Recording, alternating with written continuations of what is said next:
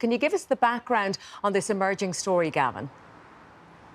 This was an interview, Colette, that the incoming Taoiseach, Leo Varadkar, who will take over that job again in about 3 weeks' time, gave at the weekend to the Irish Mail on Sunday. It was a wide-ranging interview covering all manner of things that he's likely to be dealing with when he does take over that job again in 3 weeks' time. But among the questions he was asked was a hypothetical question as to whether, if a request came to him from the Garda Commissioner, whether he would be supportive of arming some or all members of An Garda Síochána. Now, Leo Varadkar said that, of course, it would depend on whatever recommendation came to him and came to the Cabinet from the Garda Commissioner, whoever that might be at any given point in time. But he said if it was their recommendation that some or all members of An Garda Síochána should be armed, that he would be in favour of it. Now, notwithstanding this being a hypothetical answer to a hypothetical situation, this has caused a lot of alarm in some circles, particularly among opposition politicians.